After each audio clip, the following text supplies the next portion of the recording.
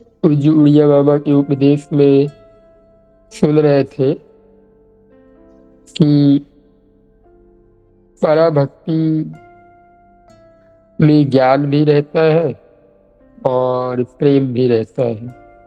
और आगे हमने सुना कि भगवत प्राप्ति के अनेक मार्ग है और एक व्यक्ति एक समय में सब साधन को नहीं कर सकता, यानी बहुत प्रकार के साधन भी है, कर्म योग, ज्ञान योग, हठ योग, तरह तरह की बातें हमने सुनी थी। और कई प्रकार के पंथ भी है और पंथ में हिंदू, मुस्लिम, सिख, ईसाई कई प्रकार के धर्म भी है। तो ये सब बातें हमने सुनी थी। आगे हमें सुनना था विषयों में सुख नहीं है, सुख केवल भगवान श्री कृष्ण में है, ऐसा हमने कल सुनना था। हम सत्संग में प्रवेश करें उसके पूर्व 2 मिनट स्तुति और नाम कीर्तन करके आगे बढ़ते हैं। श्री सीताराम, श्री राधे श्याम। गुरुर्ब्रह्मा गुरुर्विष्णु गुरुर्देवो महेश्वरः गुरुर्साक्षात् परब्रह्म तस्मै श्री गुरुवे नमः। मूकं करोति वाचालं पङ्गुं लङ्घयते गिरिं यत्कृपातमहं वन्दे परमानन्दमाधवं। सच्चिदानन्दरूपाय विश्वोत्पत्त्यादिहेतवे तापत्रयविनाशाय श्रीकृष्णाय वयं नमः। वंशीविभूषितकरान्नवनीरदाभात् पीताम्बरादरुणबिम्ब फलाधरोष्ठात् पूर्णेन्दुसुन्दरमुखात् अरविन्दनेत्रात् कृष्णात् परं किमपि तत्त्वमहं न जाने। श्री सीताराम, श्री राधे श्याम। अब आप सब 2 मिनट मेरे साथ मिलकर नाम कीर्तन करें। जय सिया राम, जय जय सिया राम। जय सिया राम, जय जय सिया राम, जय जय सिया राम। जय सिया राम, जय जय सिया राम। जय सिया राम, जय जय सिया राम। जय सिया राम, जय जय सिया राम। जय सिया राम, जय जय सिया राम। राधे श्याम, जय राधे श्याम। राधे श्याम, जय राधे श्याम। जय सिया राम, जय जय सिया राम। जय सिया राम, जय जय सिया राम। राधे श्याम, जय राधे श्याम। राधे श्याम, जय राधे श्याम। जय सिया राम, जय जय सिया राम। जय सिया राम, जय जय सिया राम। श्री सीताराम, श्री राधे श्याम। आप सभी को मेरा दंडवत प्रणाम। अब हम सत्संग में प्रवेश करेंगे। आप सब अपना माइक म्यूट कर लीजिए और बहुत सावधान होकर, जैसा कि हम रोज एक बातों को दोहराते हैं कि अपने गुरुदेव भगवान, इष्ट भगवान, समस्त संत हरि भक्त जन के सानिध्य में, भावमयी उपस्थिति में सत्संग सुनने का प्रयास करें, जिससे हमारे मन में एक प्रभाव पड़े और हमारा चिंतन भगवानमय हो। ऐसा आप लोग करने का प्रयास करें, क्योंकि हमें वास्तविक भगवत प्राप्ति करने का ही प्रयास करना चाहिए। हम यहाँ इसीलिए जुड़ते हैं कि हमें अपना कल्याण करना है। एक बात आप याद रखिएगा, जब आप भगवान के पास जाएंगे तो आपके पुत्र पत्नी किसी को भी अधिकार नहीं आपके साथ जाने का। केवल आप होंगे और आपके प्रभु होंगे और आपके गुरुदेव भगवान होंगे। ये तीन के अलावा और कोई ऐसा नहीं जिसके साथ आप वहां तक जा सकें। हाँ, हो सकता है भगवत भक्त भी, यानी जो भक्तजन है, उनके जाने का आपको एक साथ मौका मिले। बाकी जो जिस भाव का उपासक है वो उसी से बधा हुआ, उसी के अनुरूप अपने प्रभु तक जाएगा। आज हम सुनेंगे विषयों में सुख नहीं है, सुख तो केवल भगवान श्री कृष्ण में है। अब यहाँ पर समझ लिया जाए विषय क्या है।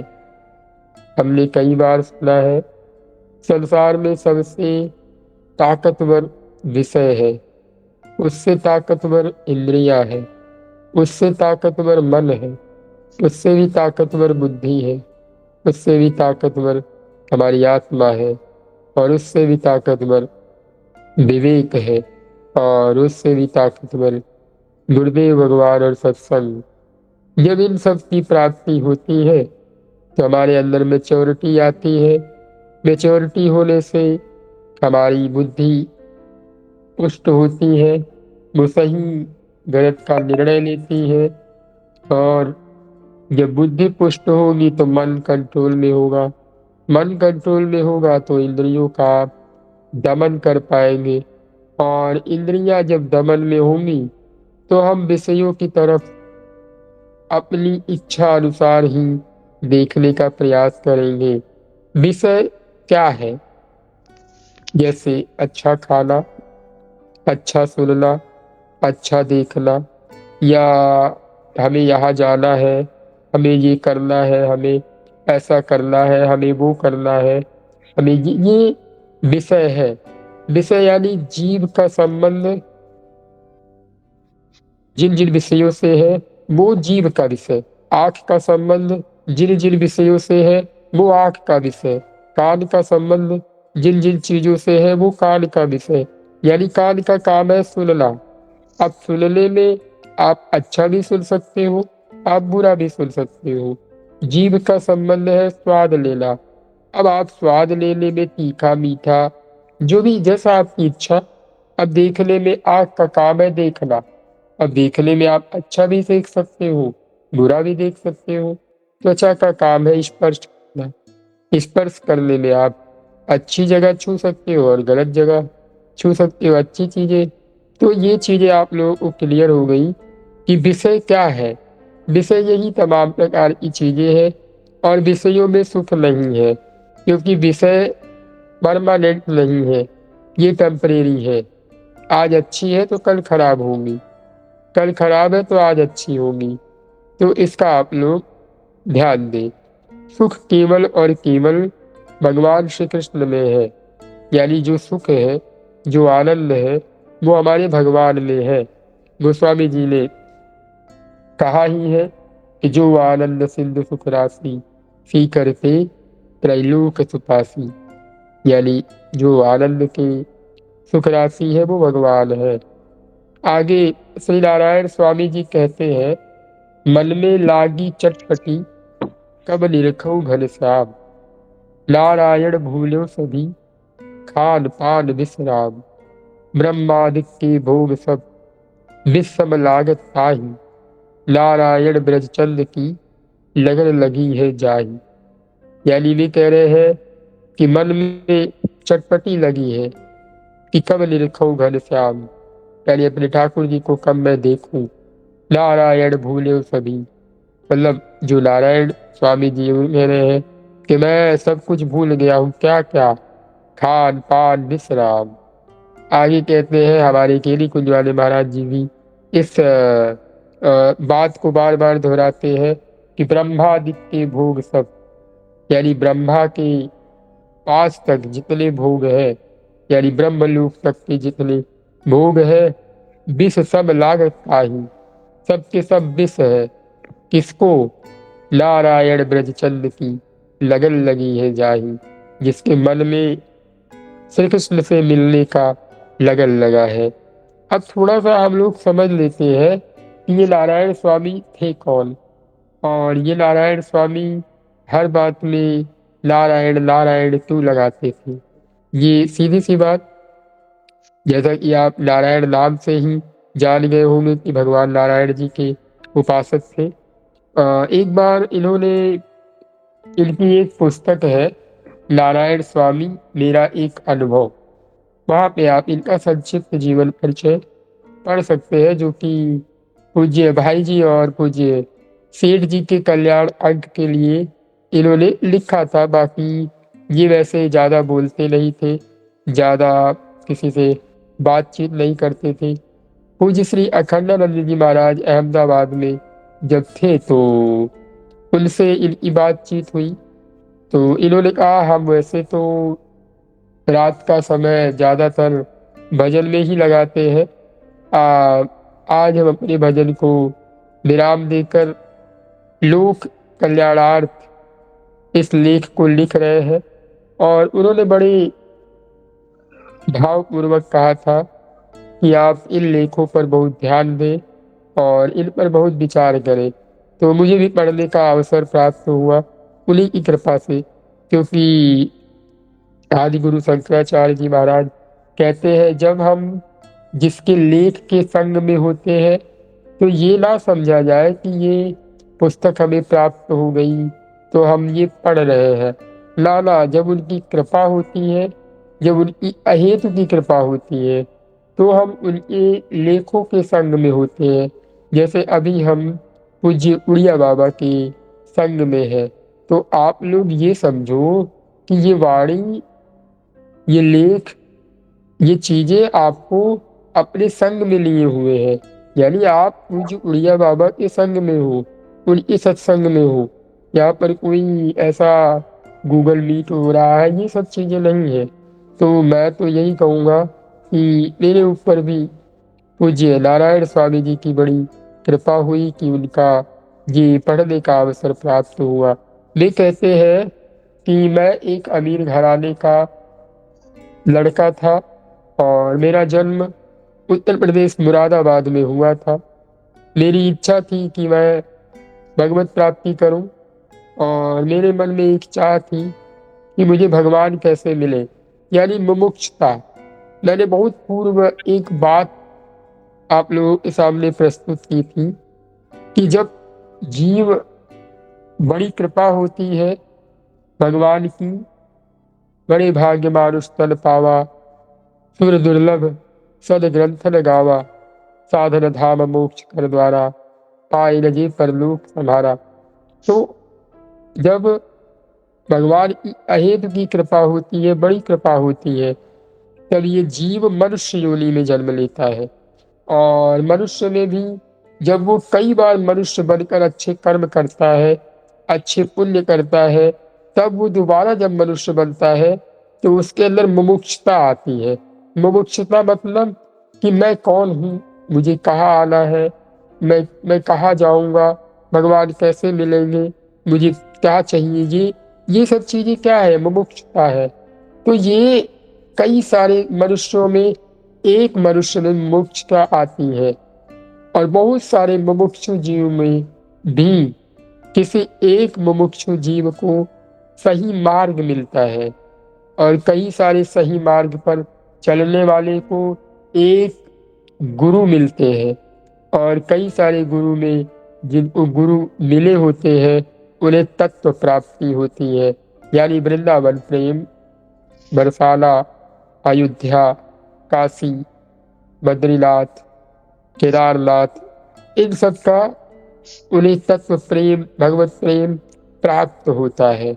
तो ये बड़ी समझने की बात है कि हमें आपको भगवान से प्रेम हुआ है, भगवान से बड़ी लगन हुई है हमारी आपकी, तो हम बड़ी कृपा में है, क्योंकि हमारे अंदर मुमुक्षुता भी नहीं है, हमारे अंदर हमें एक अच्छा मार्ग भी नहीं मिला है। लेकिन हाँ, इतना भरोसा है कि हम नाम के भरोसे हैं और नाम कर रहे हैं, तो निश्चित हमें भगवत प्राप्ति होगी, और होगी, जरूर होगी। तो इस पर आप लोग भरोसा कीजिए। तो कहने का मतलब मैं कहाँ पे था? हाँ, उनके अंदर मुमुक्षुता जागृत हुई कि मैं कौन हूँ, मुझे भगवान को प्राप्त करना है। तो वे बड़े परेशान रहते थे। तो उन्हें एक संत मिले जो कि बद्री नारायण से आए हुए थे। उन्होंने उनको एक जड़ी बूटी दी, जिसको वे खाते थे तो उन्हें कई कई दिनों तक भूख नहीं लगती थी। तो उन्होंने उस जड़ी बूटी को, ऐसा वे लिख रहे थे कि मैं उस जड़ी बूटी को लेने लगा, जिससे मुझे भूख नहीं लगती थी, और मेरे पास जो भी कीमती वस्तु थी मैंने वो संत महात्मा को दे दी, जिसके फलस्वरूप उन्होंने मुझे वो जड़ी बूटी दी। मैं उस जड़ी बूटी को लेकर ऋषिकेश आ गया। वहाँ गंगा जी के किनारे बढ़िया, क्योंकि उन्हें भिक्षा वगैरह मांगने में शर्म आती थी कि मैं भिक्षा मांगूंगा तो लोग क्या कहेंगे, ऐसा महाराज जी लिख रहे थे। तो उन्होंने कहा मैं ऋषिकेश आया, 2-4 दिन, 10-15 दिन मुझे भूख तो नहीं लगती थी, लेकिन शरीर बड़ा कमजोर होता गया। तो मैंने उस जड़ी बूटी को खाना छोड़ दिया कि भाई मैं उठने बैठने के लायक ही नहीं रह गया, मैं उठ ही बैठ नहीं पा रहा था, क्योंकि मेरे पास ताकत थी ही नहीं। तो उन्होंने कहा, फिर मैं मधुकरी मांगना मैंने शुरू किया और मांग करके खाता था। तो कुछ दिन तक मैं मांगता रहा, खाता रहा, लेकिन मेरे मन में आया मैं जिस कार्य के लिए यहाँ ऋषिकेश आया था वो तो मेरा हुआ नहीं। तो मैं एक काम करता हूँ, मैं इस शरीर को गंगा में डुबो कर खत्म कर दूंगा। तो उन्होंने उस रात में फैसला लिया। भगवान उनके स्वप्न में आए, उन्होंने देखा कि वे किसी पहाड़ी पर बैठे हुए हैं, और भगवान नारायण उनके स्वप्न में आए। उन्होंने कहा, नारायण तुम क्यों परेशान हो? उन्होंने कहा, महाराज ऐसी ऐसी बात है। उन्होंने कहा, मैं आज से तुम्हें सन्यासी दीक्षा देता हूँ, और मैं तुम्हारा गुरु हूँ, और तुम्हारा नाम आज से नारायण है। उन्होंने कहा, बस। उसके बाद होना क्या था, मेरा जीवन एक सुगमता भरा मार्ग पर चलने के लिए तैयार हो गया, और मैं फिर तमाम प्रकार के तीर्थों में भ्रमण करता हुआ, भक्ति करता हुआ आज मैं यहाँ पर हूँ। और उन्होंने कहा, आगे मैं ज्यादा कुछ नहीं लिखूंगा, बस मैं इतना लिखूंगा कि इस कलयुग में सत्य, तप, ज्ञान, जप, ये 4 चीजें मुख्य है। और इस पर भी उन्होंने कई सारे विवरण लिखे कि सत्य क्या, कहाँ बोलना चाहिए, सत्य कितना बोलना चाहिए, कैसे बोलना चाहिए। फिर जप की विधि बताई, फिर उसके बाद तप की विधि बताई, ज्ञान की। खैर प्रभु कृपा करेंगे तो उस पर भी कभी चर्चा होगी। खैर मैंने ये एक संक्षेप में आप लोगों को समझाने का प्रयास किया। ये थे नारायण स्वामी, जो कि पूज्य भाई जी और पूज्य सेठ जी की आज्ञा पर उन्होंने कल्याण पत्रिका में एक अपना भाव प्रकट किया। वो पुस्तक का नाम मुझे ठीक से याद नहीं है, लेकिन जहां तक मुझे लगता है कि नारायण स्वामी एक भक्त का अनुभव, ऐसा उस किताब का नाम है। मैं याद आते ही आप लोगों को जरूर बताऊंगा। तो हमने यहाँ तक सुना, मन में लागी चटपटी, कब निरखऊ घनश्याम, नारायण भूल्यो सभी, खान पान विश्राम, ब्रह्मादिक के भोग सब, विश्रम लागत ताही, नारायण ब्रजचंद की लगन लगी है जाही। यहाँ तक हमें समझ में आ गया। 5वें पॉइंट में कहते हैं पूज्य उड़िया बाबा, एक संत का अनुभव। जी बहुत सुंदर, बहुत बहुत धन्यवाद। तो आगे 5वें में कहते हैं कि जगत का चिंतन छूट जाए, श्री कृष्ण का ही चिंतन हो, बस इसी का नाम भक्ति है। अब हम लोग बहुत टेंशन में होते हैं ना कि भक्ति क्या है, भक्ति कैसे करें, भक्ति किसे कहते हैं। तो बाबा कह रहे हैं सीधे शब्दों में, बहुत छोटे शब्दों में, कि जगत का चिंतन छूट जाए, श्री कृष्ण का चिंतन बनने लगे। बस यही भक्ति है, इसी का नाम भक्ति है। यानी आप संसार का चिंतन छोड़ दो, आपके माइंड से, जैसे हमने पीछे बात किया कि काम भर का जब हमारे लिए कोई काम आवे तो उस समय हम जगत का चिंतन करें, बाकी समय हर समय श्री कृष्ण का चिंतन करते रहे, इसी का नाम भक्ति है। अब भक्ति के बारे में हमने पीछे सुना ही था कि 9 प्रकार की भक्ति होती है, कैसे कैसे 9 प्रकार की भक्ति होती है, ये चीज हमने सुना था। तो जगत क्या है आपको भी पता है, जगत क्या है कैसा है, इन सब के बारे में बताना कोई विशेष जरूरी है नहीं। तो आगे हम 6वें पॉइंट पे चलते हैं। कहते हैं कि जैसे संसारी मनुष्य का किसी स्त्री में प्रेम हो जाता है तो वह चाहे कोई कुछ भी कहे किसी को नहीं सुनता। इसी प्रकार जिसको श्री कृष्ण प्रेम हो जाता है उसकी संसार कितनी ही बुराई करे वह किसी की परवाह नहीं करता है। यानी आप लोगों ने देखा ही होगा कि संसार में बहुत सारे लड़की लड़कियां आपस में आसक्त हो जाते हैं, सभी मरने के लिए कटने के लिए तैयार हो जाते हैं, उन्हें किसी की कोई परवाह नहीं रहती। कई कई सारे लोग तो ऐसे होते हैं, आजकल की वर्तमान की घटनाएं, कि घर परिवार सबसे संबंध तोड़ देते हैं, सारा कांटेक्ट डिलीट कर देते हैं, यानी उन्हें कोई फर्क नहीं पड़ता है, वे आपस में ही एकदम अच्छे से रहने के लिए तैयार हो जाते हैं। उसी प्रकार जिसको भगवान से प्रेम हो जाता है, श्री कृष्ण से प्रेम हो जाता है, वो संसार की परवाह नहीं करता कि लोग मुझे क्या कहेंगे। सीधी सी बात है, मेरा जो मैंने संतों से एक अनुभव सीखा है कि भाई बहुत लोग कहते हैं कि हम भक्ति करते हैं तो लोग देखते हैं, तो क्या हमें भक्ति छिपा कर करना चाहिए? खैर प्रयास तो यही करना चाहिए कि हम छिपावे, लेकिन आप एक बात बताइए कि आपकी आंख खराब हो जाए, आपकी आंख खराब है और आप चश्मा लगा रहे हैं, तो भाई अब आपकी आंख खराब है, संसार देख रहा है कि अरे ये तो बड़ा चश्मा लगा के घूम रहा है, तो भाई हमारी आंख खराब है ना, हम चश्मा नहीं लगाएंगे हमें दिखाई देगा ही नहीं।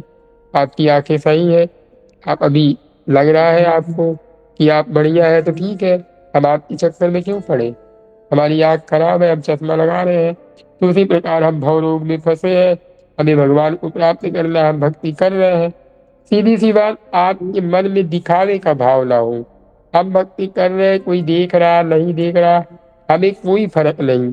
लेकिन आजकल कुछ लोग ऐसे होते हैं कि कमरे में बैठ करके आंख खोल करके भजन करते, जब कोई आ जाता है तुरंत आंखें बंद हो जाती हैं। दिखावा क्यों करना?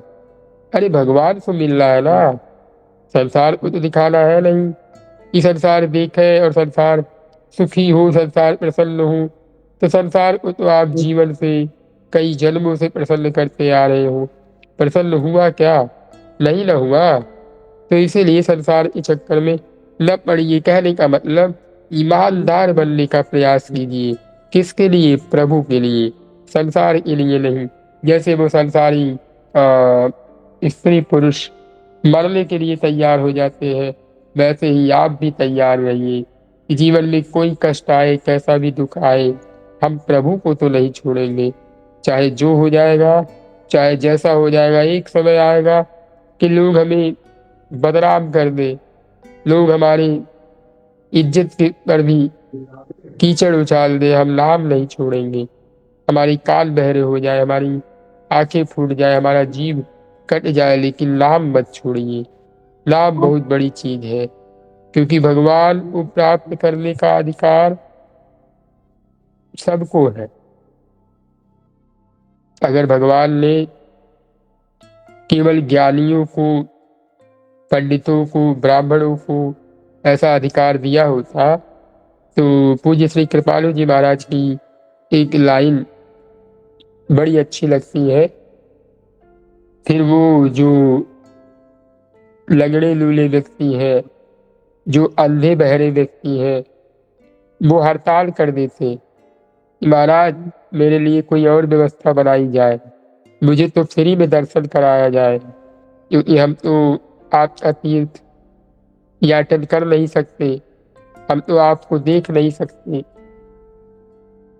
हम तो आपको सुन नहीं सकते, हम तो आप अपनी जीभ से आपका नाम कीर्तन कर नहीं सकते, हमारे लिए एक अच्छी व्यवस्था की जाए, यानी हमारे लिए सुलभता प्रदान की जाए। हम आपको मंत्र नहीं पढ़ सकते, हम गंवार हैं, हमें देखने नहीं आता। तो भगवान पूज्य कृपालु जी महाराज कहते हैं, तो भगवान ने कहा ऐसी कोई बात नहीं है, सब सब भगवान को प्राप्त कर सकते हैं।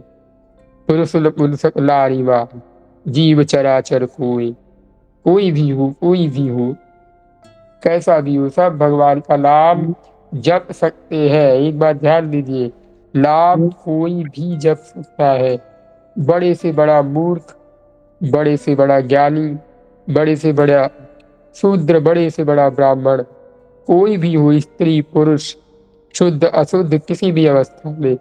एक पद्म पुराण का श्लोक है, पवित्र अपवित्रो वा सर्वावस्थागतोऽपि वा या स्मरेत् पुंडरीकाक्षं स बाह्याभ्यन्तरः शुचिः।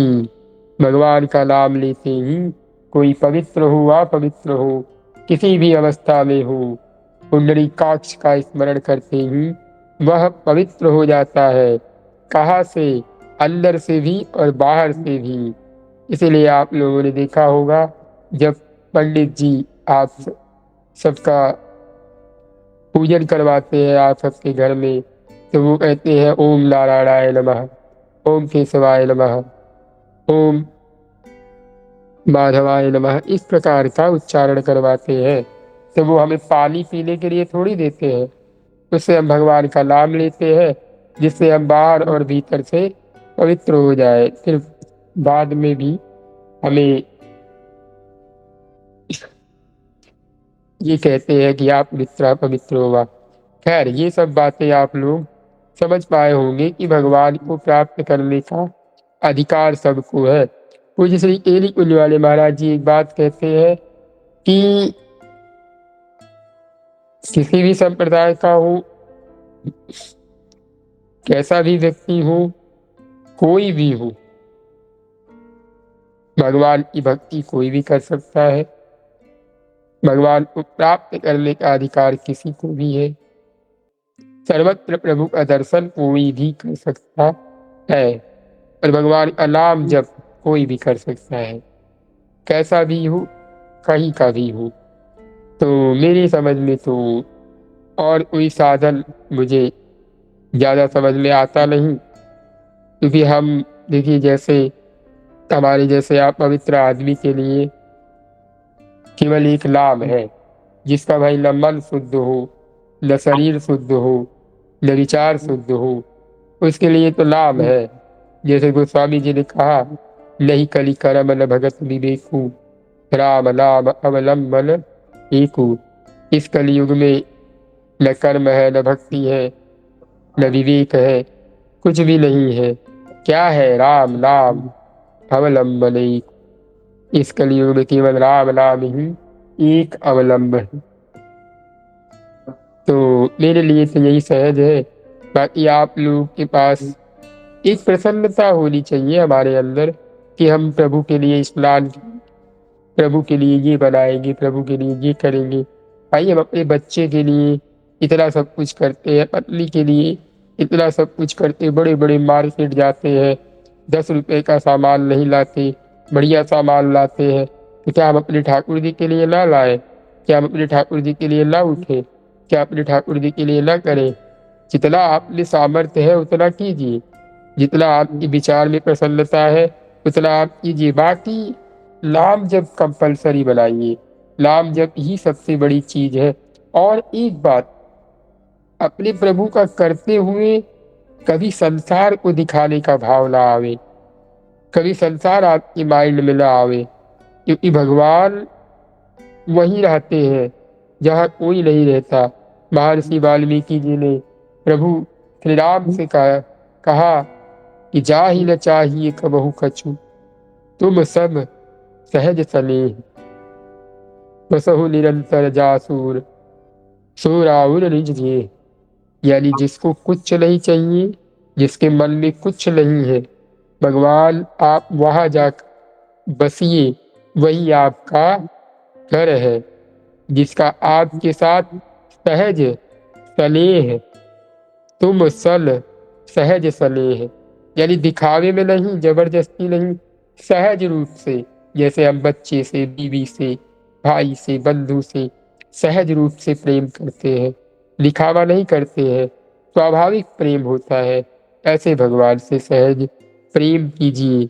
ये नहीं कि इनके पास बड़ी शक्ति है, ये तो भगवान है, ला ला, एकदम सहज हो जाइए भगवान से, तो वो भगवान आपके हृदय में बसेंगे। और आप जब उनकी साथ प्रेम करें, उनसे बातें करें, प्रयास कीजिए ये सब चीजें गुप्त हो, जैसा हमें संतों और भक्तों के द्वारा सुनने को मिला है कि हम इन सब चीजों को छिपा कर रखें। यदि कोई चीज दिख जाए कभी प्रभु कृपा से, प्रभु जिसको दिखाना चाहे, तो वहां पे ये भावना हो कि अरे ये आ गए या ये है, तो हमें इन नाते और अच्छे से भक्ति करना है। अपना स्वाभाविक जैसे आप प्रेम करते हैं वैसे करिए। तो इतना आपको समझ में आ गया कि जिस प्रकार संसारी स्त्री पुरुष जब प्रेम में आसक्त होते हैं तो वे संसार को भी भूल जाते हैं, उन्हें किसी की कोई परवाह नहीं होती। ऐसे ही जब आप अपने भगवान में लगिए तो कोई आपको बेइज्जत करे, कोई आपको बदनाम करे, कोई आपको भय दे, डरावे, धमकावे, पर भगवान को न छोड़िए। इस बात का आप ध्यान दीजिए।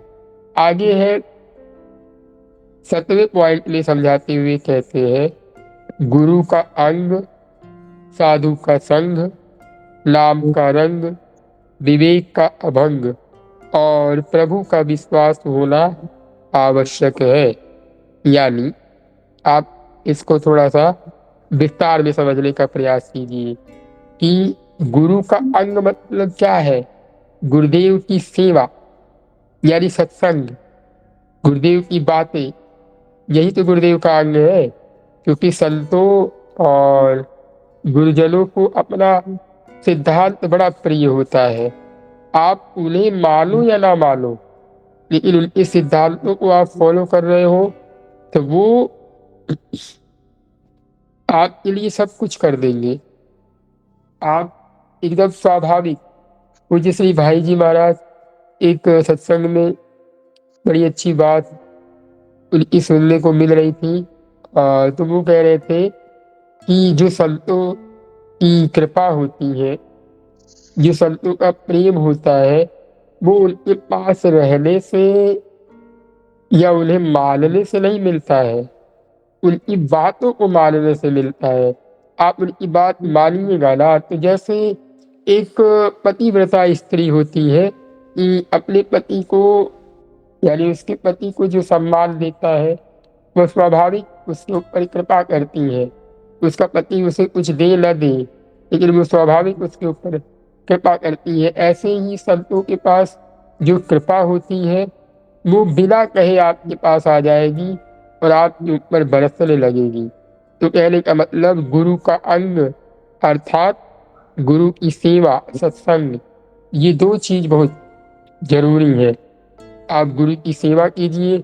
सेवा कैसे कीजिए? अगर वो आपके पास में है तो उनकी हाथ पैर जैसे भी आप सेवा कर सकते हैं वैसे कीजिए, और नहीं तो उनकी सेवा को ये समझिए कि गुरुदेव भगवान ने ये आज्ञा दी है, हमें ये करना ही करना है। और दूसरा, सत्संग जरूर सुनिए, सत्संग जरूर सुनिए। और दूसरा है साधु का संग, यानी संतों का संग, यानी जिसको हम सत्संग कहते हैं, उनका संग होना बहुत जरूरी है। और नाम का रंग, यानी हर नाम में प्रेम, भगवान के नाम में प्रेम होना चाहिए। हम इतना नाम की महिमा सुनते हैं, हमें भगवान के नाम में प्रेम क्यों नहीं हो रहा? क्योंकि हम उसे स्वाभाविक लेते ही नहीं, समझते ही नहीं। अरे हमारी जीवा पर एक बार नाम आ जाए तो हमें सोचना चाहिए कि प्रभु की कितनी कृपा है कि हम एक नाम बोल पा रहे हैं। सीताराम, राधे श्याम, गौरी शंकर, लक्ष्मी नारायण, ये नाम मतलब तुलसीदास जी कहते हैं, मेरे तो माई बाप दो आखर तुलसी समुझ पर्यो। भगवान वो कहते हैं कि मेरे लिए ये जो राम नाम है ना, ये मेरे माई बाप है। जैसे किसी की बच्चे को कोई तकलीफ हो तो वो माँ बाप का नाम लेकर केवल रोता है बस। तुलसी समुझ पर्यो, और तुलसी साखी जो राखी कहो कछु, जो जरि घी है गरो। यानी मैं अगर कुछ झूठ बोलूं या कुछ गलत कहूं तो मेरी जीवा जल जाए, गल जाए। मैं भगवान भोलेनाथ माता पार्वती को साक्षी मानकर कहता हूँ कि मैं आज तक जो भी हूँ, जैसा भी हूँ, सब प्रभु के नाम से हूँ, सब प्रभु के नाम से हूँ। तो आप लोग भी भगवान के नाम का सहारा लीजिए। यानी भगवान के नाम को ऐसा मित्र बना लीजिए, कोई भय आवे राम राम, कोई दिक्कत आवे राम राम, कोई परेशानी आवे राम राम। ऐसा आपके मन में एकदम लगना चाहिए कि मेन जो है ना वो नाम है, उसके बाद सब लोग हैं। और हमारे सामने क्या होता है कि सबसे पहले लोग आते हैं, फिर नाम आता है। लेकिन मेन पॉइंट आपके पास नाम होना चाहिए कि भाई मैं नाम करूंगा, बस नाम करूंगा। तो स्वामी जी कहते हैं ना, वही है विश्व भोजन जो सुधा सान खाएगो। अगर राम नाम के बिना आप भोजन में अमृत मिलाकर खाइएगा ना तो वो भी विश्व हो जाएगा, वो भी विश्व हो जाएगा। खैर आज से विनय पत्रिका शुरू होगी, बड़ी कृपा है। विनय पत्रिका में काफी अच्छे अच्छे भाव है, नाम की महिमा है, संतों की महिमा है। तो इसीलिए मेरा मन बहुत ज्यादा है कि आप लोग विनय पत्रिका को एक एक व्यक्ति एक एक पूरा बढ़िया से पढ़े। पहले तो काफी प्रकार की स्तुति है, उसके बाद नाम की बड़ी सुंदर सुंदर महिमा है। इतना सुंदर महिमा, इतनी सुंदर महिमा क्या कहे। विनय पत्रिका एकदम करुणा, प्रेम, दैन्यता, शरणागति सब कुछ प्राप्त करा देती है, ऐसी विनय पत्रिका है। हाँ, मैंने कुछ बातें नहीं बताई नारायण स्वामी की। नारायण स्वामी उस समय विनय पत्रिका जी का पाठ करते थे। ये याद नहीं वो कहाँ पे थे, लेकिन हाँ इतना है कि वो विनय पत्रिका जी का उस समय रात्रि में पाठ किया करते थे। तब स्वामी अखंडानंद जी महाराज ने कहा कि आप हमें थोड़ा सा बतावें अपने बारे में, हम कल्याण पत्रिका के लिए कुछ विशेषांक लिख रहे हैं जिससे भक्तों को थोड़ा सा लाभ हो। खैर हम कहाँ पे थे, हाँ, गुरु का अंग, साधु का संग, नाम का रंग यानी नाम में प्रेम, और विवेक का अभंग यानी विवेक की जागृति, यानी विवेक हमारे चित्त में जागृत हो। और वो एक चीज आप लोगों ने ध्यान दिया कि पहले विवेक को नहीं कहा गया, पहले क्या क्या कहा गया कि संतों का संग कीजिए, गुरुदेव का संग कीजिए, फिर नाम में लगिए, तब जाके आपकी विवेक जागृत होगी। ऐसे पहले ही विवेक की जागृति नहीं बताई गई। मतलब ये एक स्टेप है, ये एक सीरीज है जिसको आप धीरे धीरे धीरे धीरे करके तब जाके विवेक तक आप आ सकते हो। यानी आप साधु का संग कीजिए, सत्संग कीजिए, नाम जप कीजिए, उसके बाद आपको विवेक की प्राप्ति होगी। जैसे गोस्वामी जी कहते हैं कि बिगड़ी जन्म अनेक की, सुधरे अबहि आजु। ये भी विनय पत्रिका की ही है। हो ही राम को नाम जपी, तुलसी तज कुसमाजु। यानी आपका बिगड़ा हुआ करोड़ों जन्म का अभी और तुरंत सुधर जाएगा। क्या क्या करने से। पूज्य भाई जी ने इस पर विस्तार किया कि हो ही राम को, राम के हो जाइए। अपने प्रभु के हो जाइए। पहला शर्त है कि हो ही राम को, और दूसरा नाम जपी।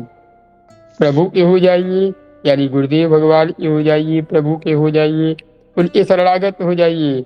उसके बाद नाम जपी, नाम जप कीजिए।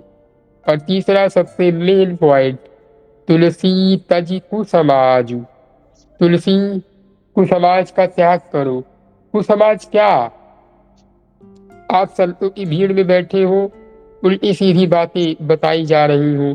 खैर, संतों की भीड़ में ये सब बातें होती नहीं है, लेकिन जहां ऐसा हो रहा हो वही कुसमाज है।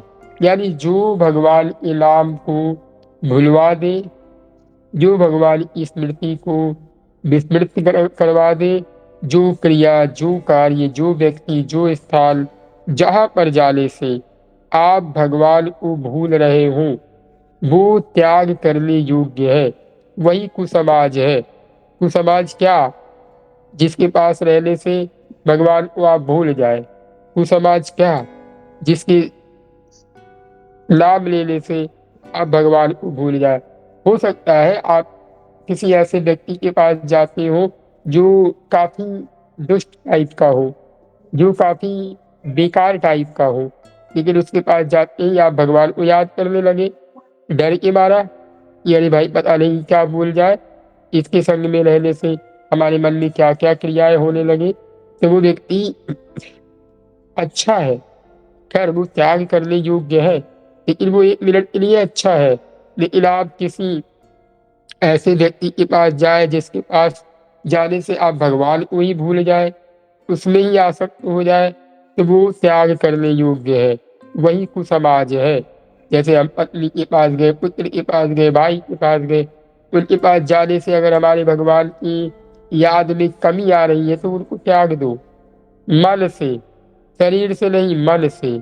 क्योंकि पूज्य श्री अखंडानंद जी महाराज कहते हैं कि वैराग्य वस्त्र, शरीर या शरीर को नंगा कर लेना, एक कौपीन पहन लेना या गेरुआ वस्त्र पहन लेना, ये वैराग्य थोड़ी है। वैराग्य तो धोती कुर्ता बढ़िया पैंट में भी होता है। कहने का मतलब मन से, मन ही हमारे संसार को बना कर रखा हुआ है। भगवान ने कहा चित्त में वही संसार है, चित्त ही संसार है। अगर हमारे चित्त में संसार न हो तो हमें कोई परेशानी न हो। हम फंसे कहाँ है? मान लिए हैं कि अगर ये नहीं होंगे तो हमारा आगे काम नहीं चलेगा। हमने इनको पिता मान लिया, इनको भाई मान लिया, इनको बहन मान लिया, इनके साथ कुछ होता है तो हम एकदम परेशान हो जाते हैं, हमें तकलीफ हो जाती है। भाई आप क्यों परेशान होते हो? लक्ष्मण जी से निषाद राज गुह ने कहा कि देखिए आज प्रभु श्री सीताराम कुशा के आसन पर सोए हुए हैं, जो मखमल से भी कोमल, रूई से भी कोमल गद्दे पर सोया करते थे, आज वे कुशा के आसन पर सोए हुए हैं। देखिए भरत जी ने कैसे प्रभु को कितना कष्ट दिया, कैकेयी जी ने कितना कष्ट दिया। तो लक्ष्मण जी वहां निषाद राज गुह को समझाते हुए कहते हैं कि को न काहू के सुख दुख कर दाता, निज कृत कर्म भोग सुन भ्राता। उन्होंने कहा हे भाई, कोई किसी को सुख और दुख देने वाला नहीं है, व्यक्ति अपने ही कर्मों से सुख पाता है और अपने ही कर्मों से दुख पाता है। यानी आप कभी ये विचार न कीजिए कि मैंने ऐसा कर दिया तो मेरे परिवार वाले ये दुख भोग रहे हैं, या मेरे कारण ये दुख भोग रहा है, या ये मेरे कारण सुखी हो गया, या ये मेरे कारण दुखी हो गया। इस भ्रम से बाहर निकलिए। हाँ, प्रयास कीजिए कि ज्यादा से ज्यादा सुख देने का प्रयास करो। हाँ, निमित्त बनिए। भगवान ने अर्जुन को कहा अर्जुन निमित्त बनो, निमित्त बनने में तुम्हारा लाभ है। तो ये चीज हमें समझ में आ गई कि हम विवेक जागृत कैसे कर पाएंगे। भगवान में विश्वास होने से सब सिद्ध हो जाता है। यानी आपका जब भगवान में विश्वास हो जाएगा तो सब सिद्ध हो जाएगा। क्या क्या? गुरु का संग, गुरु की सेवा, साधु का संग यानी सत्संग, हरिनाम में प्रेम, विवेक की जागृति और प्रभु में विश्वास। ये 3 चीज होना बहुत, 4 चीज होना बहुत जरूरी है। भागवत में भी कहा गया कि पहला आपका निश्चय, और दूसरा आपके अंदर धैर्य, तीसरा विश्वास। ये 3 चीजें अगर है तो फिर भगवत प्राप्ति आपसे दूर नहीं है। निश्चय ये होना चाहिए कि मैं भगवान को इसी जन्म में प्राप्त करूंगा, किसी कीमत पर प्राप्त करूंगा, चाहे जो हो जाए। और धैर्य इतना होना चाहिए कि मेरा शरीर कट जाए, मुझे 100 साल तक दुख लगातार एक समान मिलता रहे, तो भी मैं भगवान पर से विश्वास नहीं छोड़ूंगा, नहीं छोड़ूंगा, नहीं छोड़ूंगा। ऐसा विश्वास होना चाहिए और ऐसा धैर्य होना चाहिए। ये नहीं कि आज हम सुखी हैं तो भगवान का खूब भजन कर रहे हैं, कल दुखी हो गए तो भगवान को ब्लेम लगाने लगे। नहीं, प्रसन्न रहिए कि ठीक है, मेरे ही प्रारब्ध है, मैं जो कर्म किया हूँ उसके कारण भोग रहा हूँ, वही मेरा पाप है। और जब प्रभु मिलना चाहते हैं तो कई जन्मों के दुख इसी जन्म में हमें दे देते हैं। जैसे मेरा ही उदाहरण ले लीजिए, मैं एक ऐसा व्यक्ति हूँ जो कुछ भी नहीं कर सकता अपने आप से, पर मेरी वाणी में, मेरी बातों में आप लोगों को जरा भी शोक या दुख दिखाई देता है? नहीं ना, क्योंकि मुझे पता है कि मेरा निश्चय इसी जन्म में भगवत प्राप्ति करना है और मुझे करना है, पक्का भगवान मिलेंगे, ये पूरा विश्वास भी है। और दूसरा धैर्य इतना है कि अगर मुझे इसी अवस्था में 100 साल तक रहना पड़े तो भी मुझे कोई गम नहीं। विश्वास तो इतना है कि भगवान पक्का मिलेंगे, पक्का। और ऐसा विश्वास आप लोग भी कीजिए, करना पड़ेगा, क्योंकि यही एक चारा है। बारी मथे घृत होई बरु, सिकता ते बर तेल, बिरु हरि भजन न भव तरई, यह सिद्धांत फेल। हो सकता है बालू के पेरने से तेल निकल जाए, पानी के मथने से घी निकल जाए, गोस्वामी जी कहते हैं। ये हो सकता है, ये सब करने से ये सारी चीजें हो जाए, लेकिन बिनु हरि भजन न भव तरई, बिना हरि भजन के ये भव आप तर नहीं सकते, ये संसार आप कर नहीं सकते बिना भगवान की भजन की। ये सिद्धांत एकदम अकाट्य है, कोई काट नहीं सकता, कुछ भी कर लीजिए। तो इस पर आप लोग ध्यान दीजिए, साधुओं का संग कीजिए, गुरुदेव की सेवा कीजिए, नाम में प्रीति बढ़ाइए, इससे आपकी विवेक की जागृति होगी और भगवान में विश्वास होगा, सब कुछ आपका सिद्ध हो जाएगा। स्वाभाविक आप इन सब चीजों पे ध्यान दें।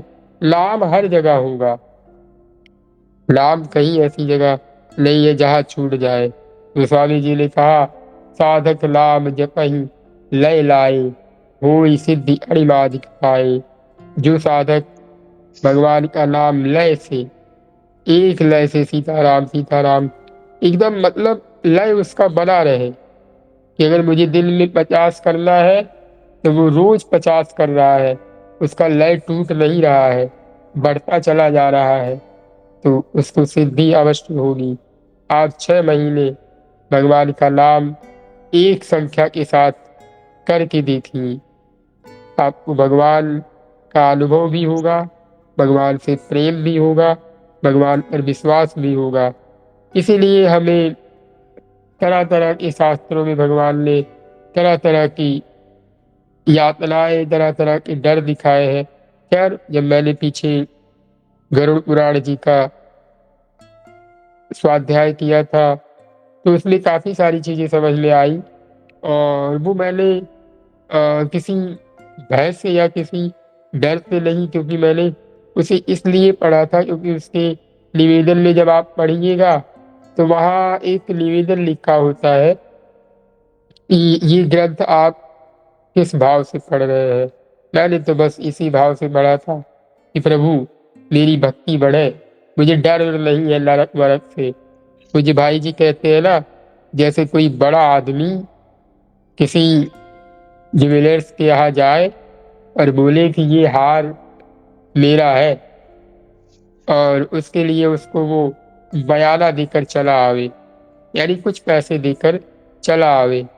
तो ऐसे ही हमें राधा रानी के नाम ने, ठाकुर जी के नाम ने, श्री राम जी के नाम ने, नारायण जी के नाम ने, हमारे गुरुदेव भगवान ने हमें बयाना देकर खरीद लिया है।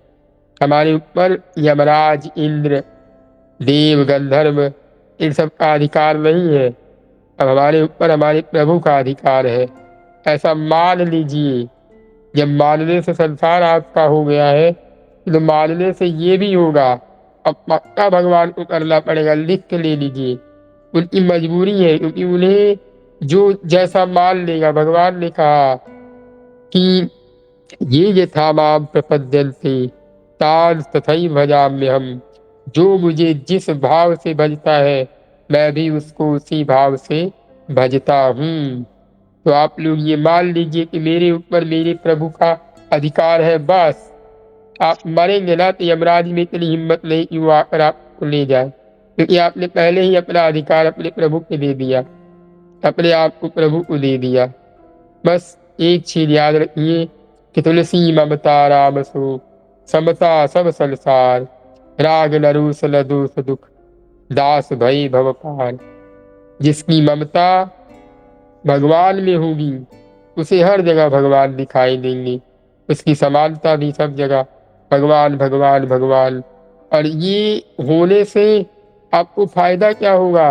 राग नहीं होगा, किसी से द्वेष नहीं होगा, आपको दुख नहीं होगा, आपको तकलीफ नहीं होगी। आगे की लाइन में गोस्वामी जी ने कहा, दास भई भव पार। दास भव से पार हो जाएगा। और फंसे कहा है? राग द्वेष इन्हीं में, क्योंकि भाई समता है नहीं। अब जब आप केवल प्रभु से प्रेम कर रहे हो, तो हर जगह प्रभु दिखाई दे रहे हैं। तो वही हाल है कि प्रभु मैं, निज प्रभु मैं देख ही जगत, का सन कर ही विरोध। जब अपने प्रभु में मैं जगत देख रहा हूँ, तो फिर मैं किससे विरोध करूं, किससे झगड़ा करूं, किससे मोह करूं, किससे द्वेष करूं? तो ये सब आप लोग ध्यान दीजिए। तो हमें यहाँ तक समझ में आ गया कि गुरुदेव भगवान की सेवा, संतों का सत्संग, नाम में प्रेम, और उसके बाद हमारे विवेक की जागृति, उसके बाद विश्वास होने से सब कुछ हो जाएगा। यहाँ तक आप लोगों को समझ में आ गया हो तो एक बार कहिए राधे श्याम। राधे श्याम सीताराम। राधे श्याम सीताराम। राधे श्याम। राधे श्याम सीताराम। हम अब भागवत जी में प्रवेश करें, उसके पूर्व आप लोगों में से कोई नाम कीर्तन करना चाहे तो 2 मिनट नाम कीर्तन कर ले, इसके बाद हम खुद ही रोक।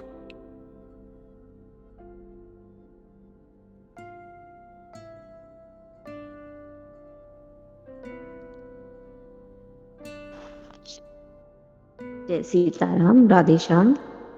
श्री राम जय राम जय जय राम, श्री राम जय राम जय जय राम, श्री राम जय राम जय जय राम, श्री राम जय राम जय जय राम, श्री राम जय राम जय जय राम, श्री राम जय राम जय जय राम, श्री राम जय राम जय जय राम, श्री राम जय राम जय जय राम, श्री राम जय राम जय जय राम, श्री राम जय राम जय जय राम, श्री राम जय राम जय जय राम, श्री राम जय राम जय जय राम, श्री राम जय जय राम, श्री राम जय जय राम, राम राम जय सिया राम, राम राम जय सिया राम, राम राम जय सिया राम, राम राम जय सिया राम, राम राम जय सिया राम, राम राम जय सिया राम, श्री राम जय राम, श्री राम जय जय राम, श्री राम जय जय राम, श्री श्री राम सीताराम। जय श्री जय राधे श्याम। सीताराम राधे श्याम। जी, हमने कल कहाँ तक सुना था? किसी को याद हो तो जरूर बतावे।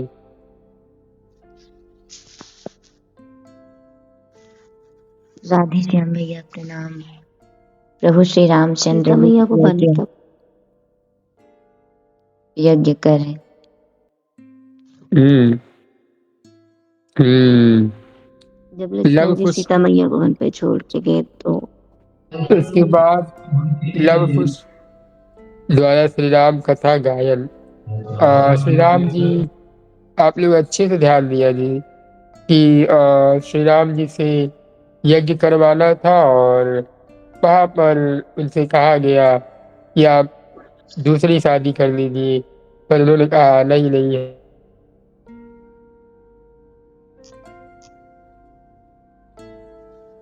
आप लोग थोड़ा सा ध्यान दिया करिए तो बड़ा अच्छा लगेगा। खैर, वो पीछे कल नहीं परसों हमने सुना था श्री सीता माता को वन में भेजा गया था। कल वाले में हमने यज्ञ का सुना था कि यज्ञ के लिए उन्होंने कहा कि जाइए एक स्वर्ण प्रतिमा बनवाइए श्री सीता माता का, और नौकर वगैरह श्री सीता माता को देखे ही थे तो उन्होंने बड़ी प्रसन्नता के साथ बनाया। यहाँ तक हमने सुना था। अब आगे हम लव कुश द्वारा श्री राम कथा का गायन ये हम सुनेंगे। पूज्य बाबा कहते हैं इसमें सत्संग में बताते हुए कि श्री रामचंद्र जी यज्ञ करते हैं। यज्ञ में बड़े बड़े संत महात्मा, ऋषि, साधु और ब्राह्मण पधारे हैं। सभी के लिए यथा योग्य आवास दिए गए हैं। महर्षि वाल्मीकि भी लव कुश को साथ में लेकर के यज्ञ में आए हैं।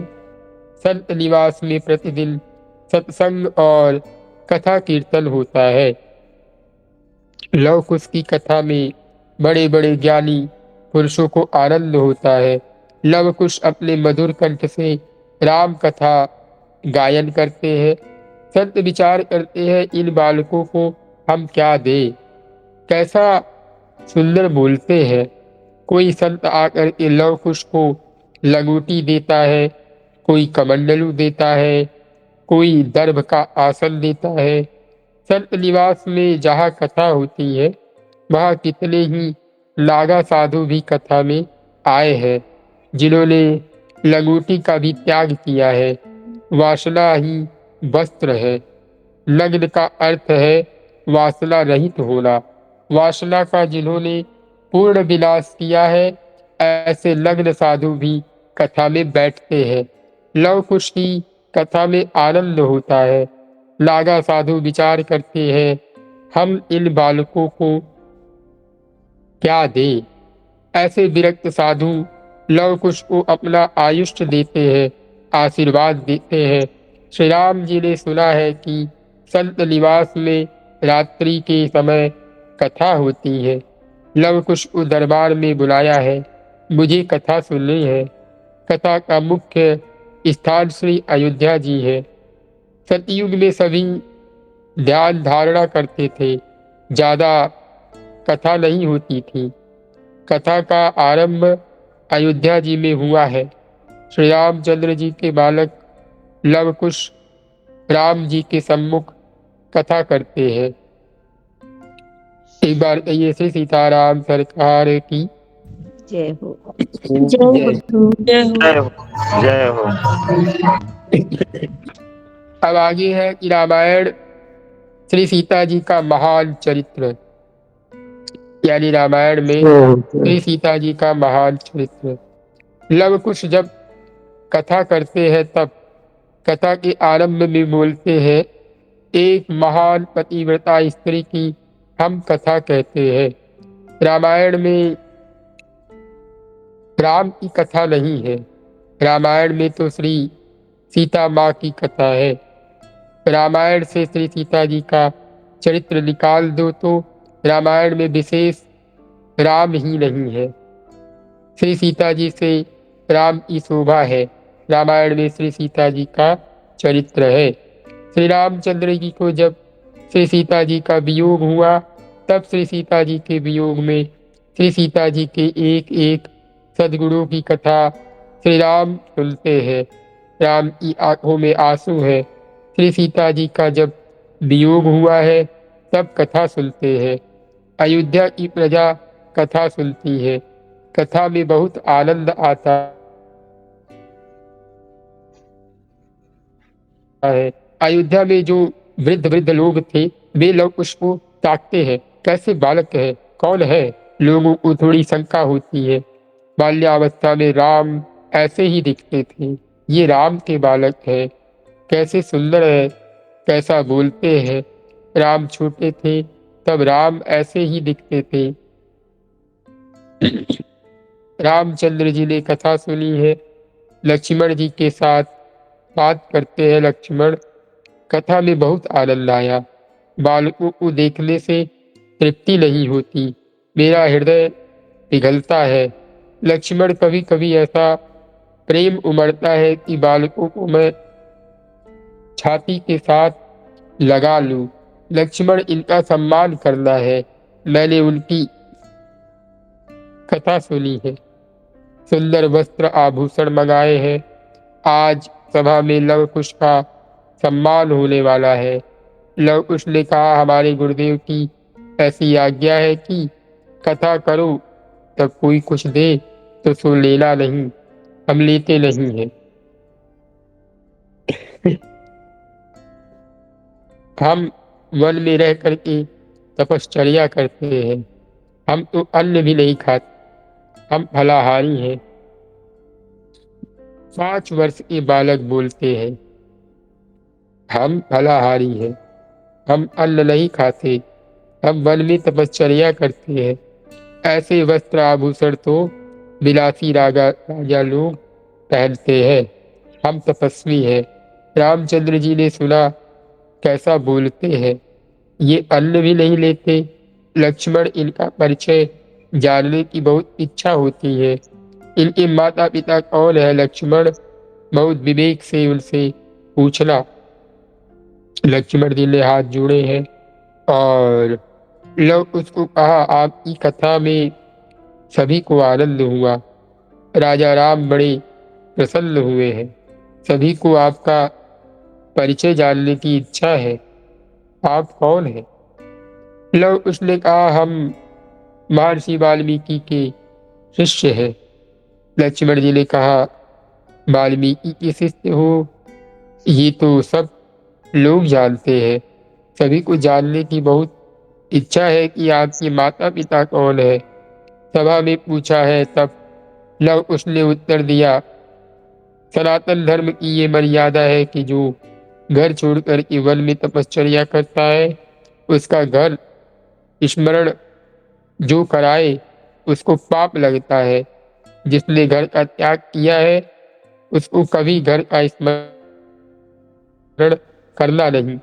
साधु को, सन्यासी को, ब्रह्मचारी को, गुरुदेव का परिचय पूछो, घर का परिचय पूछना नहीं चाहिए। राम धर्म तत्व को जानते हैं, जानते हुए भी ऐसा प्रश्न क्यों पूछते हो। हम घर छोड़कर के वन में तपश्चर्या करते हैं, हमारे माता पिता कोई भी हो, राम को जानने की क्या जरूरत है। हम महर्षि वाल्मीकि के शिष्य है, इतना जानो। रामचंद्र जी ने सुना, हम नीचे देखते हैं, सत्य है। राम जी नीचे देखते हैं, सत्य है। जो घर को छोड़ करके वन में रह करके तपश्चर्या करता है उसको घर का स्मरण कराना पाप है। राम राज्याभिषेक तक लव कुश ने रामायण की कथा सुनाई। रामचंद्र जी को कथा में बहुत आनंद आता है। रामचंद्र जी ने कहा है राज्याभिषेक के बाद जो रामचरित्र हुआ है वह रामायण सुनने की बहुत इच्छा है, आगे की कथा कहो। लव कुश ने कहा हमारे गुरुदेव की आज्ञा नहीं है। गुरुदेव की आज्ञा है कि राम कथा राज्याभिषेक तक ही होनी चाहिए। राज्याभिषेक तक होने के बाद श्री राम अति निष्ठुर हो गए हैं। अति निष्ठुर की कथा हम नहीं करते। श्री राम जी मन में विचार करते हैं, सच है मैं निष्ठुर हूँ। लव कुश वाल्मीकि जी के साथ आश्रम में आए हैं। लव कुश जानते नहीं कि राम कौन है। ऋषि के साथ आश्रम में आए हैं। श्री सीता माता को वंदन किया है। दोनों बालकों को माँ ने छाती के साथ लगाया है, प्यार किया है। माँ हम गुरु जी के साथ यज्ञ में गए थे। एक बड़ा राजा है माँ, उसका नाम है राम। वह राजा राम बड़ा यज्ञ करते हैं। श्री सीता जी ने सुना है।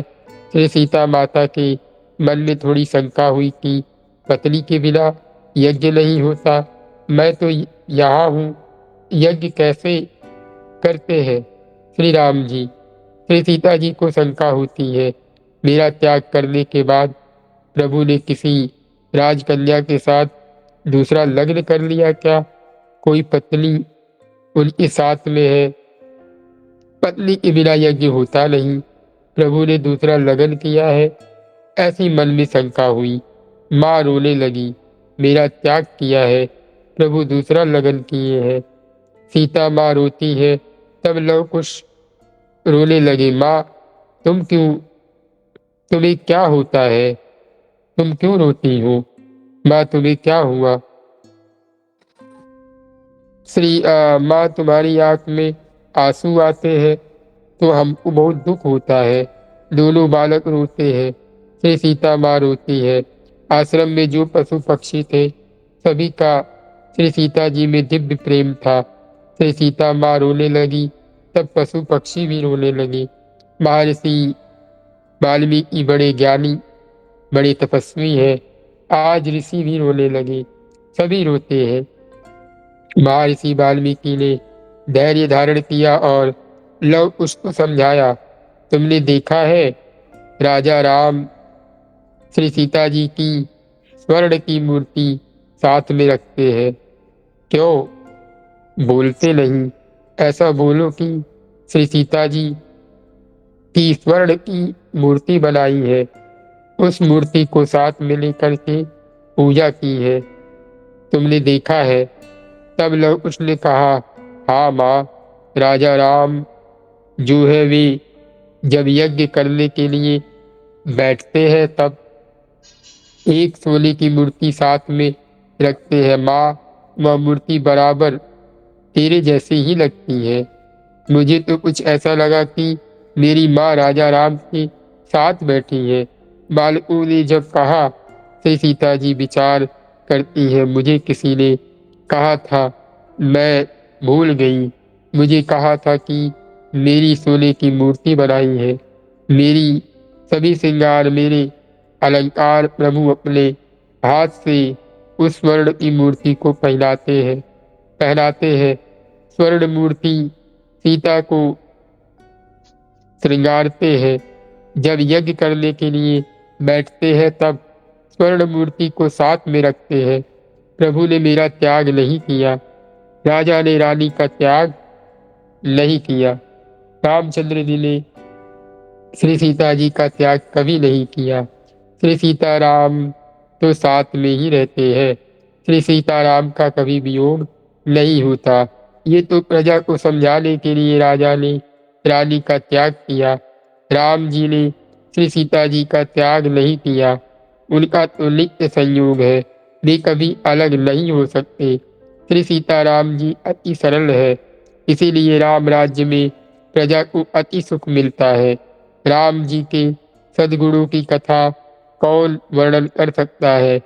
सभी सद्गुण श्री सीताराम जी में परिपूर्ण है। श्री सीताराम जी में कोई दोष नहीं है। श्री राम जी की उत्तम सेवा तो यह है कि राम जी का एक एक सद्गुण अपने जीवन में उतारो। राम की जैसी माता पिता की भक्ति करो। श्री राम के जैसा बंधु प्रेम रखो। श्री राम के जैसे एक पत्नी व्रत का पालन करो। श्री राम के जैसा धैर्य, श्री राम के जैसा आदर्श, श्री राम के जैसा विनय, श्री राम के जैसा विवेक, श्री राम के जैसा उदारता कौन वर्णन कर सकता है। श्री राम की एक एक सद्गुण जीवन में उतारो, यही प्रभु श्री राम की सेवा है। आगे हम सुनेंगे, एक बार उसके पहले आप लोग कहिए श्री राधे श्याम सरकार की जय। जय हो। जय हो। श्री राधे श्याम सरकार की। आगे कहते हैं श्री राम लीला और श्री कृष्ण लीला, ये हम सुनेंगे। आप लोग माइक म्यूट कर लीजिए। राम लक्ष्मण भरत शत्रुघ्न चारों भाई बड़े होते हैं। राम जी की बाल लीला में मर्यादा है, श्री कृष्ण की बाल लीला में प्रेम भरा हुआ है। राम लक्ष्मण का दर्शन करते ही हृदय पिघलता है। अयोध्या की प्रजा भाग्यशाली है, सभी श्री राम को मानते हैं। मेरे घर में आओ, मेरी बहुत इच्छा है। श्री राम माता पिता की आज्ञा में है। श्री राम बोलते हैं, मैं स्वतंत्र नहीं हूँ, मैं माता पिता की आज्ञा में हूँ।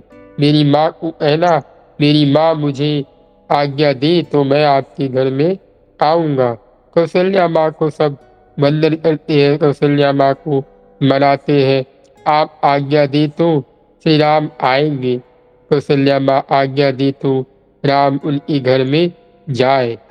बाल कृष्ण लाल श्री कृष्ण चंद्र जी किसी को ऐसा नहीं कहते कि यशोदा माँ को कहना, यशोदा माँ मुझे आज्ञा दे तब मैं आपके घर में आऊँगा। बाल कृष्ण लाल विचार करते हैं, मुझे कौन आज्ञा दे, मैं मालिक हूँ, मालिक को कौन आज्ञा दे सकता है। श्री कृष्ण सभी के घर में नहीं जाते, जिस घर के वे मालिक है उसी घर में जाते हैं। आपके घर में भगवान विराजे, ऐसी इच्छा हो तो घर में सेवक बन के रहो, कभी मालिक बनना नहीं।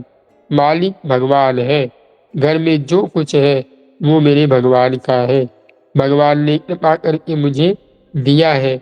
घर में अपने को जो सेवक समझ करके भगवान की भक्ति करता है, उस घर में प्रभु आते हैं। सभी के घर में भगवान नहीं जाते, जिस घर के वे मालिक है उसी घर में जाते हैं। मालिक को कौन आज्ञा दे सकता है। श्री कृष्ण की लीला में प्रेम भरा हुआ है, श्री रामचंद्र की लीला में मर्यादा है। मर्यादा पुरुषोत्तम प्रथम आते हैं।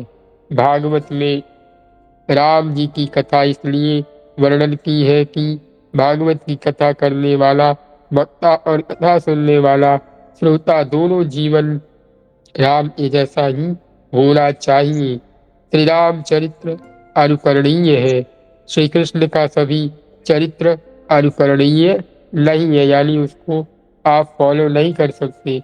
कितनी ही लीलाएं अनुकरणीय है, कितनी ही लीलाएं चिंतनीय है। श्री कृष्ण लीला का चिंतन करो, श्री राम चरित्र की लीला का अनुकरण करो। राम लक्ष्मण भरत शत्रुघ्न चारों भाई वशिष्ठ ऋषि के यहाँ पढ़ने के लिए जाते हैं। राम जी को क्या पढ़ना था, वेद श्री राम जी की श्वास से उत्पन्न हुए हैं। श्री राम जी वेदाध्ययन करने के लिए बैठे हैं।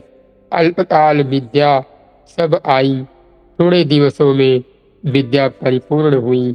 विद्या उसको कहते हैं जो वासना का विनाश करती है। वासना को जो बढ़ाती है वह विद्या नहीं, वह अविद्या है। विद्या वह जो विवेक देती है, जो वैराग्य देती है। विद्या वह जो जन्म मरण के त्रास को छुड़ाती है। विद्या उसको कहते हैं जो परमात्मा के चरणों में ले जाती हैं। योग वशिष्ठ में वर्णन आता है, श्री रामचंद्र जी को वैराग्य हुआ। योग वशिष्ठ का वैराग्य प्रकरण अति दिव्य है। वैराग्य से ही ज्ञान और भक्ति में दृढ़ता आती है। राजमहल में सभी प्रकार का सुख है। श्री राम जी विचार करते हैं कि यह क्षणिक सुख है, यह सुख परिणाम में दुख देने वाला है। ऐसा क्षणिक सुख मैंने बहुत भोगा है, शांति कहाँ मिली। श्री रामचंद्र जी को राजमहल में वैराग्य हुआ है। गीता जी का जो प्रथम अध्याय है उसका नाम है अर्जुन विषाद योग। अर्जुन को वैराग्य नहीं है, अर्जुन को विषाद है। युद्ध भूमि में अर्जुन का हृदय पिघला है, ममता होती है, कौरव मेरे भाई हैं, इनको मारने से क्या लाभ हुआ, क्या लाभ होगा। युद्ध करने के लिए अर्जुन तैयार हुए हैं। कौरव को देख करके ममता हुई है। अर्जुन को वैराग्य नहीं है, अर्जुन को विषाद है। मैं अपने भाइयों के साथ युद्ध करने के लिए तैयार हुआ हूँ, भाइयों को मारने से मुझे क्या लाभ मिलेगा। तब श्री कृष्ण ने अर्जुन को गीता जी में ब्रह्म विद्या का उपदेश किया। गीता ब्रह्म विद्या तो है, पर ब्रह्म विद्या का उपदेश करके कहा युद्ध करो और मारो, कौरवों को मारो। ब्रह्म विद्या का यह फल है, जो ब्रह्म ज्ञानी होता है वह मारा मारी करता है। ब्रह्म ज्ञान होने के बाद युद्ध कैसे कर सकता है। गीता ब्रह्म विद्या है। प्रत्येक अध्याय की समाप्ति में लिखा है ब्रह्म विद्याया उपनिषस्तु। श्री कृष्ण भगवान ने अर्जुन को कहा ब्रह्म विद्या का उपदेश तो किया, पर श्री कृष्ण भगवान ने अर्जुन को ब्रह्म विद्या का उपदेश किया तो, पर ब्रह्म विद्या का उपदेश करने के बाद कहा अब युद्ध करो और मारो। ब्रह्म ज्ञान का यह फल है, जिसको ज्ञान होता है वह मारता है, युद्ध करता है। तो ज्ञानी और मूर्ख में क्या अंतर। मूर्ख मारता है, मूर्ख युद्ध करता है। अर्जुन को गीता का उपदेश करने के बाद भगवान ने युद्ध करने की आज्ञा दी। अर्जुन को वैराग्य नहीं है, अर्जुन को विषाद है। वैराग्य पात्र में ही ज्ञान टिकता है। राम जी को विषाद नहीं है, राम जी को वैराग्य है। राम जी महल में सभी प्रकार का सुख भोगते हैं। राम विचार करते हैं ये सुख क्षणिक है, यह सुख परिणाम में दुख देने वाला है। खोटा सुख मैंने भोगा, सच्चा सुख कहाँ है, इसका मैंने विचार ही नहीं किया। ऐसे ही जब भगवान ने अर्जुन को ब्रह्म विद्या का ज्ञान दिया तो उन्हें पता चला कि ना तो मैं मारने वाला हूँ, ना तो मैं मारूंगा। ये सब प्रकार की उन्हें ज्ञान हुई है, तो उन्हें समझ में आता है कि विषाद और वैराग्य में बड़ा अंतर है। अर्जुन को कौरवों में ममता हुई थी, इसीलिए ब्रह्म ज्ञान का उपदेश किया। अर्जुन को भगवान ने कहा कौरव तुम्हारे नहीं, धर्म तुम्हारा है। गीता का आरंभ धर्म क्षेत्र शब्द से हुआ है। धर्म क्षेत्रे कुरुक्षेत्रे समवेतायुयुत्सवः। गीता जी की समाप्ति होती है। गीता जी का प्रथम शब्द है धर्म, अंत में है मम। धर्म और मम दो शब्दों में गीता जी है।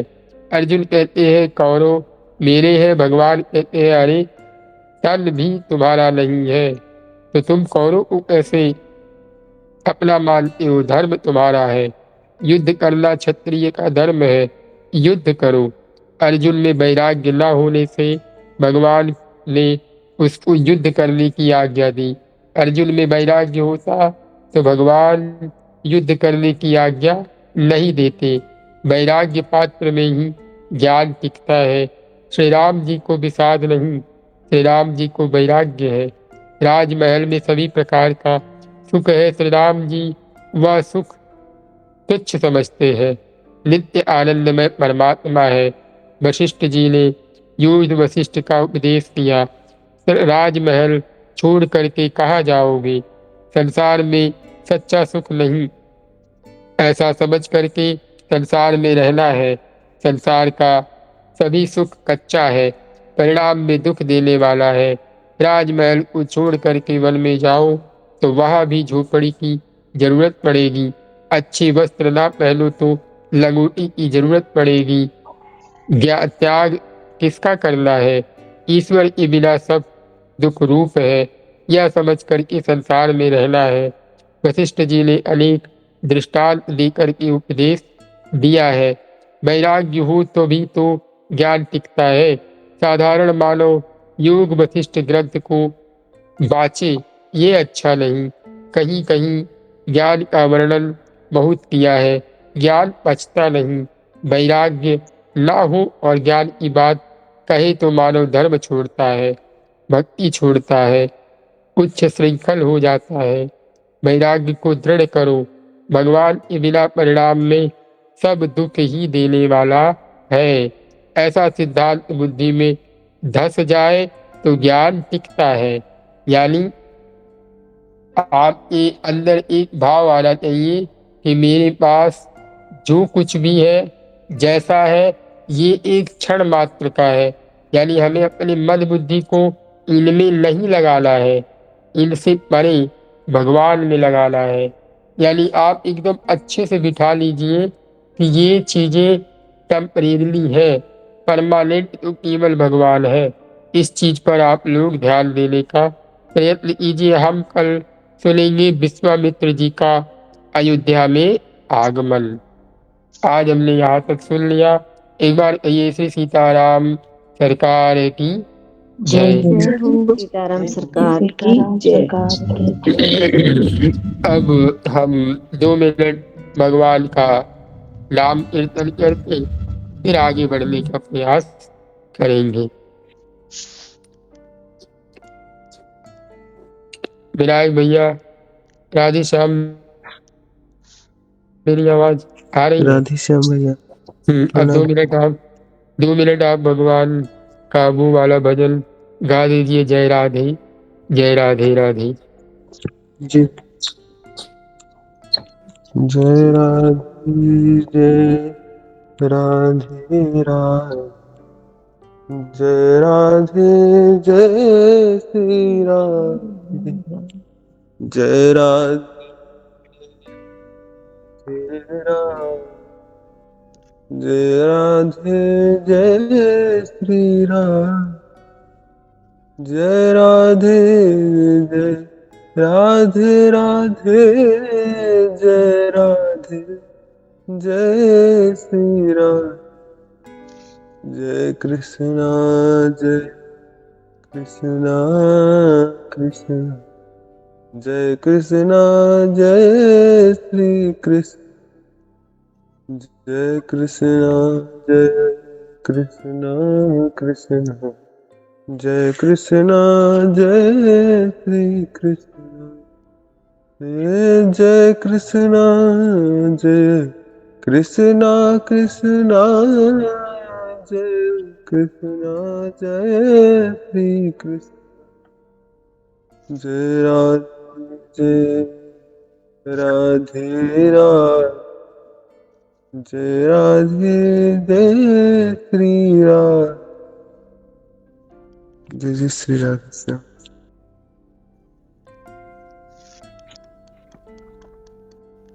अब हम भगवान का जयकारा करके आगे बढ़ते हैं।